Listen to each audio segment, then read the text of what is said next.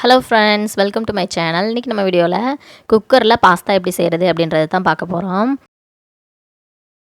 நம்ம எல்லாருமே எப்போவுமே நார்மலாக பாத்திரத்தில் சுடு தண்ணி நல்லா கொதிக்க வச்சுட்டு அதுக்கு பிறகு அதில் பாஸ்தாவை சேர்த்து வேக வைப்போம். ஆனால் நான் இன்றைக்கி என்ன பண்ணுறேன் அப்படின்னு பார்த்தீங்கன்னா, இன்றைக்கி ரொம்பவே லேட் ஆகிடுச்சு அப்படின்றதுனால நாங்கள் சீக்கிரமாக இன்றைக்கி சமைக்கணுங்கிறதுக்காண்டி குக்கரில் பாஸ்தாவை சேர்த்துக்கிறேன். நான் இப்போ 4 பேர் சாப்பிட்ற அளவுக்கு நான் சேர்த்துக்கிறேன் பாஸ்தா. சேர்த்துட்டு இதில் நான் தண்ணி சேர்த்துக்கிறேன். இதில் தண்ணி சேர்த்ததுக்கப்புறமா நம்ம 1 டீஸ்பூன் அளவுக்கு எண்ணெய் சேர்த்துக்கலாம். அப்புறமா இதில் பாஸ்தாவுக்கு தேவையான அளவு நம்ம உப்பு சேர்த்துக்கலாம். நான் இன்றைக்கி 1 டீஸ்பூன் அளவுக்கு உப்பு சேர்த்துக்கிறேன். உப்பு சேர்த்ததுக்கப்புறமா நம்ம ஒரு கிளறி விட்டுட்டு நம்ம குக்கரை மூடி போட்டு மூடி வச்சிடலாம். மூடி வச்சு ஒரு 2 விசில் வர்ற அளவுக்கு வெயிட் பண்ணலாம். இப்போ பாஸ்தா வேகிற கேப்பில் நம்ம மிக்ஸி ஜாரில் 2 தக்காளியை நம்ம நைஸாக பியூரி பண்ணி எடுத்துகிட்டு வந்துக்கலாம். அப்புறமா வெங்காயம், இஞ்சி பூண்டு பேஸ்ட்டு இதெல்லாம் ரெடி பண்ணி வச்சுக்கலாம். இப்போ பாஸ்தா வெந்துருச்சு, 2 விசில் வந்துருச்சு. நான் அதை நல்லா வடிகட்டி எடுத்து வச்சுருக்கிறேன். இப்போ ஒரு கடாயில் எண்ணெய் சேர்த்துக்கிறேன். 5 டீஸ்பூன் அளவு எண்ணெய் சேர்த்துருக்கிறேன். சேர்த்ததுக்கப்புறமா எண்ணெய் நல்லா சூடானதுக்கப்புறமா நான் இதில் இஞ்சி பூண்டு பேஸ்ட்டு சேர்த்துக்கிறேன். 1 டீஸ்பூன் அளவு சேர்த்துக்கிறேன்.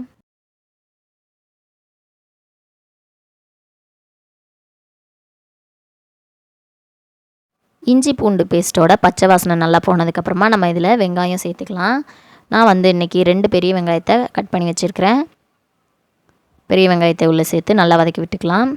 வெங்காயம் வதங்கும் போது நம்ம கொஞ்சமாக உப்பு சேர்த்துக்கலாம். உப்பு சேர்த்துட்டு நல்லா மிக்ஸ் பண்ணி விட்டுக்கலாம். வெங்காயம் நல்லா கோல்டன் கலர் ஆகிற வரைக்கும் நல்லா வதக்கி விட்டுக்கலாம். இப்போ வெங்காயம் நல்லா வதங்கிடுச்சுங்க. இப்போ இதில் நான் 1/4 டீஸ்பூன் அளவுக்கு மஞ்சள் தூள் சேர்த்துக்கிறேன்.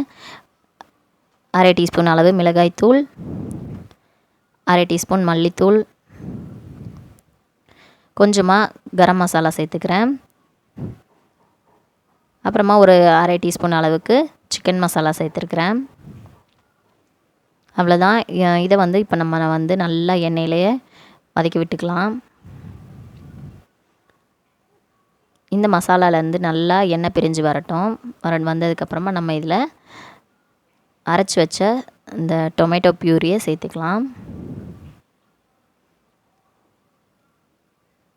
இப்போ இதையும் நல்லா மிக்ஸ் பண்ணி விட்டுக்கலாம்.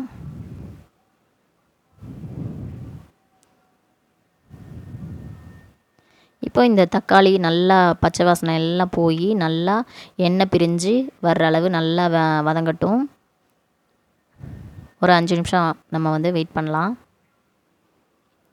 இப்போ நல்லா எண்ணெயெல்லாம் பிரிஞ்சு வந்துருச்சுங்க. நம்ம இதில் வேக வச்ச பாஸ்தா சேர்த்துக்கலாம். இப்போ பாஸ்தா சேர்த்ததுக்கப்புறமா நம்ம ஒரு கைப்பிடி அளவுக்கு கொத்தமல்லி கட் பண்ணி வச்சுருக்கிறேன். அதையும் உள்ளே சேர்த்துக்கலாம். கொத்தமல்லி சேர்த்துட்டு நம்ம நல்லா மிக்ஸ் பண்ணி விட்டுக்கலாம்.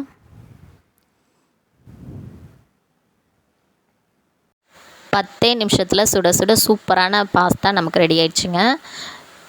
டேஸ்ட் பார்த்திங்கன்னா சூப்பராக இருந்துச்சு. நீங்களும் கண்டிப்பாக இதே மாதிரி ட்ரை பண்ணி பாருங்கள். என்னோடய பையனுக்கு இந்த ரெசிபி ரொம்பவே பிடிச்சிருந்துச்சிங்க. என்னோடய வீடியோ ஃபஸ்ட் டைம் பார்க்குறீங்கன்னா மறக்காமல் சப்ஸ்கிரைப் பண்ணிவிடுங்க. தேங்க்ஸ் ஃபார் வாட்சிங்.